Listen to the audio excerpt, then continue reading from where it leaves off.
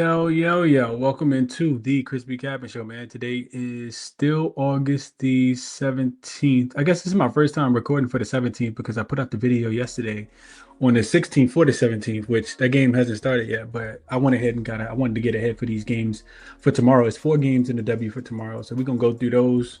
Trying to make sure I got the best of the injury report. Yeah, it looks like Kirsten Bell might be back there. Yeah. Okay, cool. Yeah, that's what I thought it was gonna be. All right. So yeah, the as of this recording, it's about 8:30 Eastern Standard Time. Um, and the one game on the board for tonight has not started yet. So we'll see what happens. I didn't bet the game quite yet. I probably won't bet it, but I told you guys I like over and can't fade the Valkyries at the crib. So it'll be Valkyries and over, maybe Valkyries team total over, but I didn't bet that game. And before this video comes out, that game will be over. So or when this video goes out, that game will be over. So let's jump into it for tomorrow, man. We'll start off with, I thought I had something on here for Jackson. Yeah, let's go Jackson real quick. Let's go see if I can get this pulled up real quick.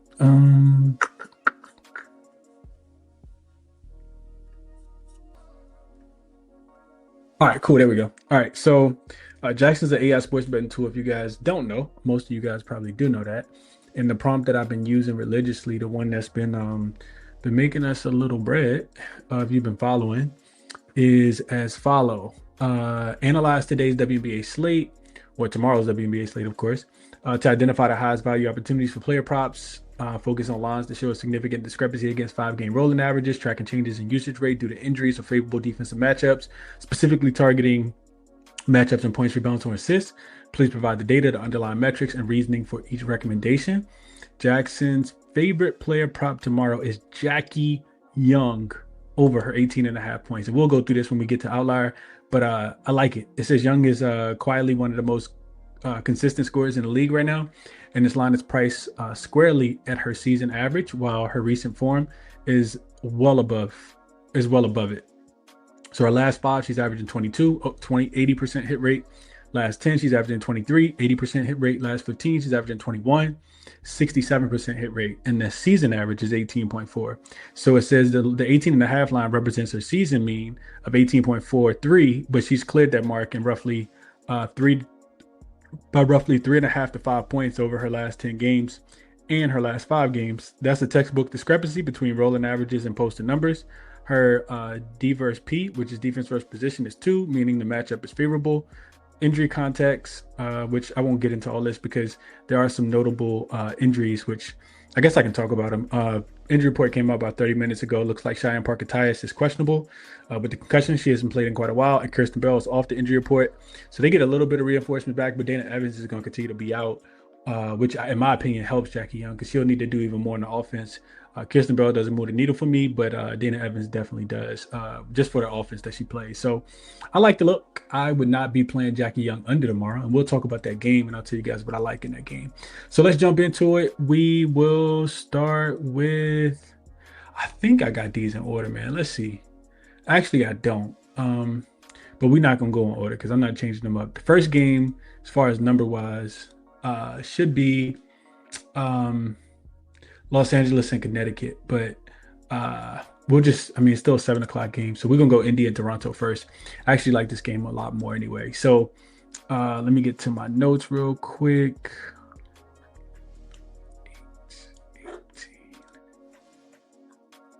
All right, cool. Indy, Toronto, line 9.5 currently, 110 out there on Caesars, and then a 10.5 over on Bet365, but it is juiced at -120.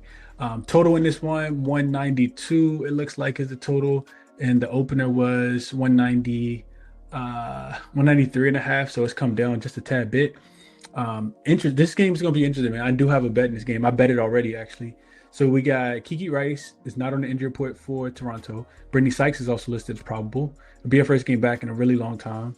Conde is out, and Julia Atamon is out as well. So on the Indy side of things, Caitlin Clark and Aaliyah Boston both listed as questionable. For Indy, this is their second straight road game, significant rest disadvantage, which we'll talk about a little bit more in just a second. On the Toronto side of things, their first game home off a 5-game road trip, typically a spot you want to fade. It is the first leg of a back-to-back. I want to say I think they got a game in DC coming up tomorrow. Well, I guess that'll be on Wednesday. This Toronto team has been like really terrible, specifically at home. They did 6-11 straight up and against the number at home, meaning that if they cover, they typically win outright, and if they lose, they typically don't. And they get a fever team here again at a significant rest disadvantage. This is 5 days of rest to one for the Liberty, and I'm looking at this like I don't even know if y'all even say anything in the comment section, but I spelled total wrong just because I'm typing so fast, like a million times. This is total. Total. There we go. All right. All right. Getting back to my notes. Little OCD. So Toronto, not necessarily the greatest spot, but again, they do have the rest advantage. This team has been really, really bad recently. 0-10 straight up in their last 10 games. Now, of course, a lot of those were without their key players. They have covered back-to-back, though, in a row against Dallas and against Atlanta.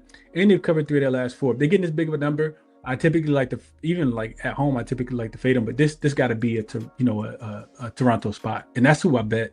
Indy did smoke them in the first game. They beat them 113-91 as 8.5-point home favorites back on June the 16th.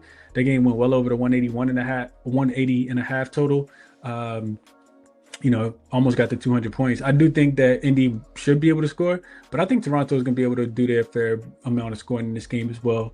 Couple different things I wanted to talk about here, because I bet Toronto plus 10 on Caesars, which is currently available. And it might go up to 10.5, might go up to 11. I just can't see a world where I want to bet Indiana, laying this many points on the road. So a couple different things to look at. First off, you go back and just look at that box score from Sunday. In that win against Atlanta, they needed overtime for one. Caitlin Clark played 41 minutes. Aaliyah Boston played 37 minutes. And Kelsey Mitchell played 36 minutes. Even Sophie Cunningham played 32 minutes. So I looked at road favorites coming off a win as a dog. That's typically a fade spot. They cover just 41% of the time. That is the spot that Indiana is in. This is all time numbers, 35 and 50. Favorites off an overtime win as a dog. They cover just 42% of the time. That's another Toronto spot. 58% on Toronto in that spot. Indy also, if you just look at them and isolate them, they're 3-5 ATS laying points on the road this season, failing to cover by average of 5 points. Indy has been a favorite of 8.5 or more 5 times. Only one cover so far. So Indy by far is way better than Toronto, but Toronto getting the reinforcements back, man. I like it. I like the big rest advantage as well. Tempo as home dogs, like I mentioned, not great, just 2-7 ATS. Again, they just have much more rest. They have the, starting to get healthy, getting Kiki Rice back. It'll be a couple games back for her. And Brittany Sykes should come in and at least impact the defense a little bit, even if she can't bring anything offensively. And I think, Tempo just losing 10 games in a row, man. Like, you got to bring it eventually. Catch Indy slipping just a tad bit in this one. I like Toronto, man. I bet them. I did bet them. As far as the total goes, if I'm looking at this one, it's only over for me. Like, I don't want anything to do with the under. In this game, I kind of feel like it could be high scoring. This is, I think, the highest total that we've seen so far. If not the second, third highest total is already getting, coming down, looking like an under.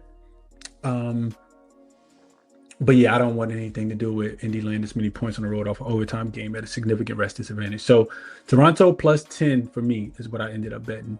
All right, the next one is, let's get to the next one. Let's see. I don't want to fix that. I want to fix this, and let's go to this LA and Connecticut game. So LA will be on the road. They are, I want to say this opened at 1.5, and that's primarily where it is now. Let's see. Yeah, 1.5. Total was at 173.5. It was always high as 174 on FanDuel. And I agree. I think this is an under type game. So on the LA side of things, they got Erica Wheeler listed as questionable, Makoa Okani listed as questionable, Cameron Brink listed as questionable. And then on the Connecticut side of things, Aaliyah Edwards and Brittany Griner both listed as questionable. And Aaliyah Edwards missed the last game. Brittany Griner, I think she played. They still lost. So, I mean, you definitely need to know what's going on with LA as far as their 3 players. These are 3, significant role players. Neither one of these teams are really playing for anything. I think, Connecticut actually playing for probably the wrong thing, probably playing to lose.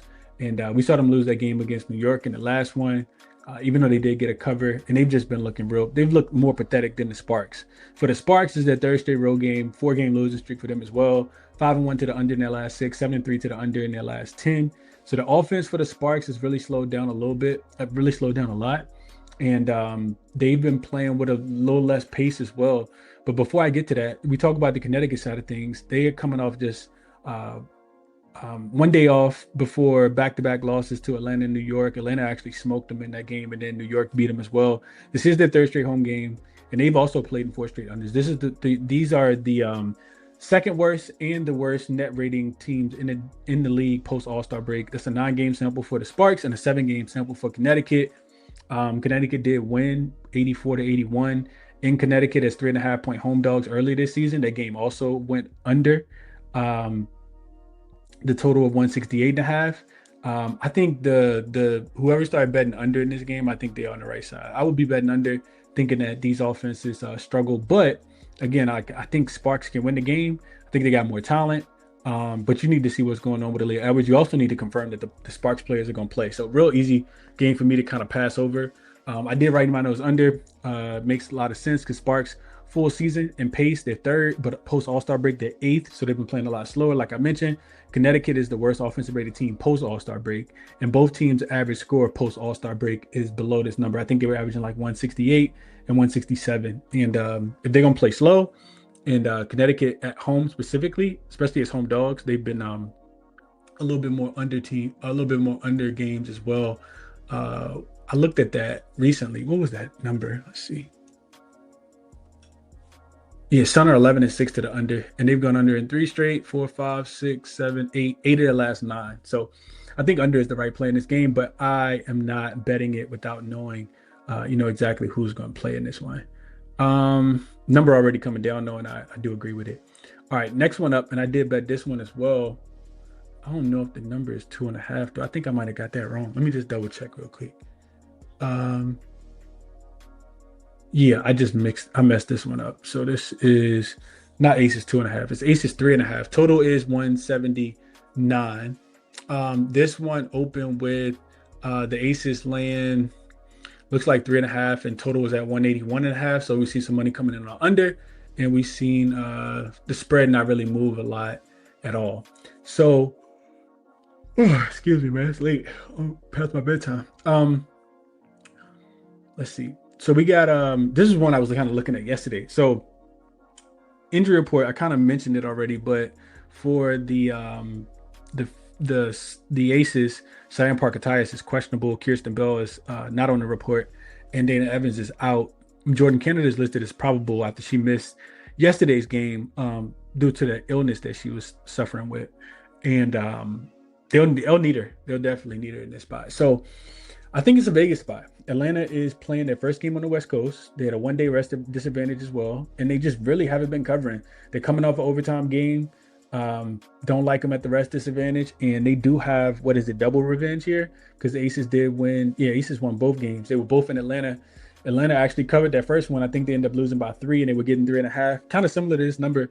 And then in the last one, the Aces kind of went down to Vegas and smacked them up, and really just kind of separated. Man, I think that the Aces are like cream of the crop. I think it's like 3 really good teams in the WNBA, and then there's the Fever, and then there's another tier with the Dallas Wings and Atlanta Dream in it. I really do believe that the Aces.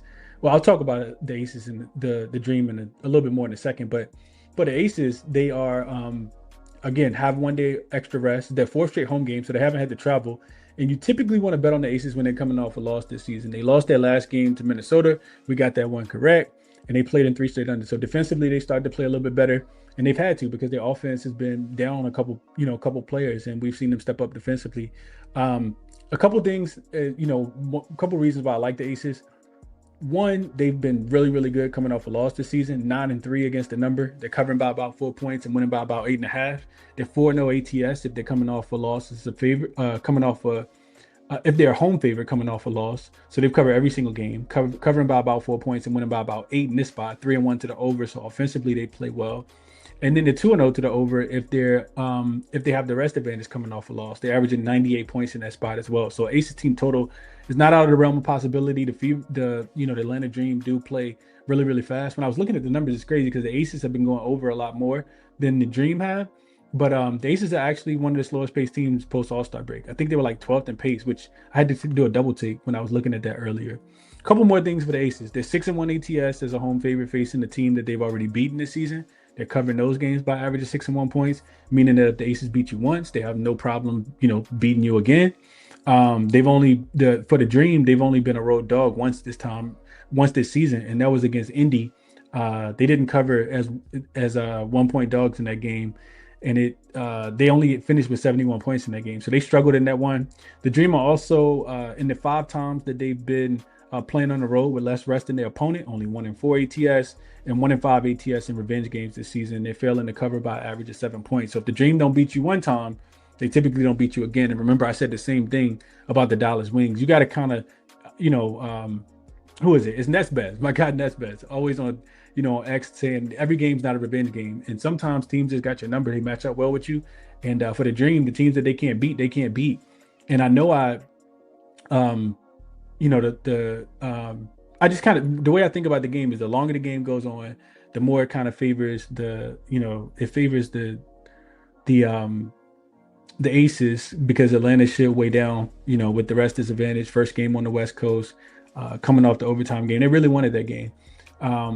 And I said this before the Dream played Indy on Sunday, but they were 0-6 ATS in their last 6 games versus a team with a win percentage that was better than 50%. So pretty much a good team.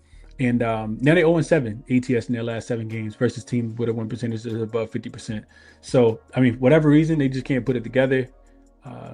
Maybe it'll come together eventually. Maybe you wait on Bree Jones to see if she's going to play, but I bet Aces already. I took Aces money line. I got a -158. Not the greatest, but it's the best number that's available. And I put something on the 3.5 as well. So those are the plays that I rock with in this game. I do think the Aces win. I like them off a loss. And I do think the Dream, I think they fade the longer the game goes on. So that's my thought process there. I like the Jackie over her points as well. I do think that Jackie gets busy in this game. She had 28, I think, the last time that they played. We'll talk about that a little bit more in just a second. We'll go through all the player props together. All right, so last game on the board, and one that I kind of feel like we can kind of skip, honestly, at least for right now. We got the New York Liberty and the Chicago Sky. Chicago getting 4.5 points as a home dog. Total sitting at 182. This is at 180. 2.5 earlier when I was looking. It actually looked like it's coming down to 180.5, 181.5. So the books kind of like this one under. Sabrina is listed as questionable. I think that's a big part of it. On the Indy side of things, I don't think Satu Sabli or Leonie Fibic will be back for this game. And on the Chicago side of things, Sydney Taylor is listed as questionable. I think she's missed 3 straight games. So for the Liberty, they are at a 1-day rest advantage in this spot, but you just can't trust the Liberty on the road, man. No way possible. This team is 3-16 when they're playing in road games, 2-8 ATS in their last 10 games overall, and they still haven't covered a road game since going all the way back to June the 23rd when they beat the Aces, and that was actually the good game that they won. 0-11 ATS since then. Double revenge game up next versus Indy at home. Potential look ahead spot, who knows? And then Chicago first game home off a 3-game road trip. They did win 2 of those, right? They beat Seattle. No, they lost to Seattle, right? I think they lost to Seattle. Then they beat Seattle. I know they beat Seattle on Sunday. I don't want Chicago played well in those games at home. The last time they were at home, they actually gave Indy a run for their money. So I guess by default, it would have to be them, but I would love to have Sydney Taylor in. Like I said, just don't want anything to do with the Libs. They're 2-11 ATS in their last 11 games post All-Star break. And if you do want them, I think you want to look at them first half, where they are 6-5 ATS in the first half, which is slightly more, well, a lot more profitable than they are full game. But if they're road favorites in the first half post All-Star break, they are 3-1 ATS. So the Liberty came out, performed well early in games. It is their second straight road game after, they actually got out to a double-digit deficit against the Connecticut Sun at the end of the first quarter before turning it on in the second quarter, and ended up covering that first half. But yeah, it's not a game that I'm significantly interested in betting, especially right now with Sabrina Ionescu and Sydney Taylor listed on the injury report. So those are the sides and all that good stuff. Now, if we get into player props, let me just minimize myself a little bit. I didn't take too long, I don't think, did I? Jackie, we talked about her against the Aces. I'm sorry, not against the Aces. For the Aces against the Atlanta Dream. Her points prop listed at 18 and a half right now. Let's see, not not juice. Minus 106 on FanDuel, minus 108 on DraftKings. Jackie just been on a tear, man. She did have a pretty poor game against Minnesota. One of the reasons that they lost, I would be taking her in a bounce back spot. You can see the last time she had under 18, she bounced back and had 28 against Atlanta, and she's playing against Atlanta again. So 4 of her last 5, she's gone over. Field goal percentage last 10 games is 52%. She's shooting 41% from the 3-point line as well. I just don't think that they have a really good matchup for her. The last time these two teams played, if you guys remember, I remember saying I like Jackie over her rebounds and assists, and the line was at 9.5, and she got a triple double in that game. So we go head to head. We look at her rebounds and assists, which could be another play in this one. Yeah, remember this is the triple double game, so she's done really, really well in this spot as far as rebounds and assists. This line looks like it's 10.5, and you can get it at plus money right now. Profit X got it at plus 100. Fanatics at plus 105. DraftKings minus 103. Yeah, I'd be looking at Jackie for sure. Her last 20 games, rebounds and assists. She's taken a little bit of a dip in these last 4. But yeah, I think it's a really good spot, and I'm expecting Atlanta defense not to play as well. They do push pace and play really, really fast as well.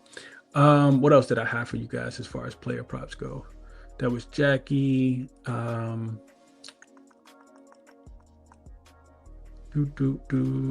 Cardosa. Let's look at Cardosa real quick.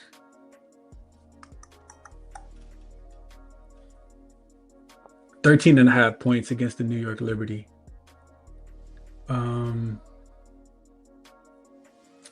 Cardoso's been hooping, man. Look at that. That's 6 straight games. She gets a New York team that defensively on the road gives up about, I think I told you guys, 10 more points per game than they give up at home. I mean, yes, they have Jacquel Jones down there, but Jacquel can play soft sometimes as well. And it's interesting. I didn't mention this in the notes, but the 2 times that these 2 teams played each other, Chicago lost by 1 point in each game. I think it was 95-96 and 96-94-95 or something like that. Let's see real quick. Head to head. 95-94 and 96-95. So both games they go over. Cardoso didn't play well in either one of them. You can see she just finished with 10 points in both. Minutes also just not that great either. And what did she shoot? Let's see. 4 for 7 and 5 for 11. Sydney Taylor, I think, should be able to get busy if she does come back in this spot as well. But I think it's a pretty good spot for Cardosa. Conversely, I think it's a really good spot for Breanna Stewart, especially if Sabrina doesn't play. But we'll see how that goes. What other matchups do we have tomorrow? We got Indy, Toronto, Caitlin Clark. Let's see what her double is. She should be able to go out there and get 10 assists as long as she is not shooting the ball too poorly. I think she'll definitely get it with the points. Let's see what her double is. It's already minus 145. Yeah, books are expecting her to get 10 assists, and I would be too, even though I don't think that they're going to win the game by margin. Her assists has just been money. She did finish with 9 here. She's listed at 9.5. And it's juiced to the over too. So should be a fast-paced game tomorrow. You can see that the Toronto Tempo are giving up the 3rd most assists on the season. When they played earlier this season, Caitlin Clark had 14 assists.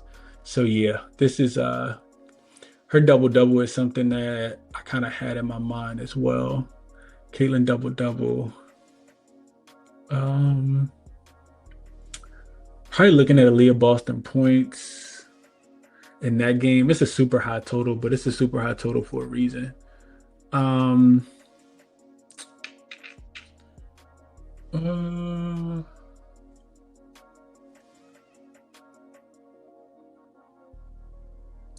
Yeah, I think I gotta wait for the injury report to clear up on everything else. Yeah, I think I gotta wait for it to clear up on everything else, man. So yeah, let's get into a quick recap. Hit the like button if you can, subscribe if you guys have not. This is the play for, well, at least the lean for tonight. Don't know if I'll get there on it, but I'm about to go take a shower and see what I see with the injury report, man. See what I see with the injury report. Let's get to the recap page. All right, so for tomorrow, I already bet let's see. I already bet I bet I bet Toronto plus 10. I bet Las Vegas minus 3.5 and Las Vegas money line. I like the you gotta wait on the injury report. Definitely gotta wait on the injury report, but LA Connecticut should be an under. 171.5, I think is the best number you can get right now. Yeah, available on Caesars and DraftKings, and Bet365. And but this is pending injuries. Pending injury report. Uh Connecticut. I kind of like the New York first half with Connecticut first game home, coming off a win as well. Uh, Kind of like the Libs. I mean, I meant to say Liberty first half, but I'm not sure if I get that. I would like to have Sabrina Roldan. Can't lay the full game, but I do think the Liberty first half makes a lot of sense. You should. I don't even know if those lines are out yet. But Liberty first half should be minus 1.5 when it comes out. Kind of like that, but I'm not gonna put it up here. But yeah, I did bet these top three though. I can make those green, and we'll see player prop wise. We'll see what we get. So yeah, that'll be the show for Tuesday, man. I appreciate you all for tapping in. Check the resources out. They're all listed in the description. Jackson Outlier, Moneyballer, OddsJam. Appreciate you guys for pulling up on me today, man. Y'all enjoy the games on Tuesday, and be safe, all that good stuff. And I'll catch you guys on Wednesday, man. I'm out.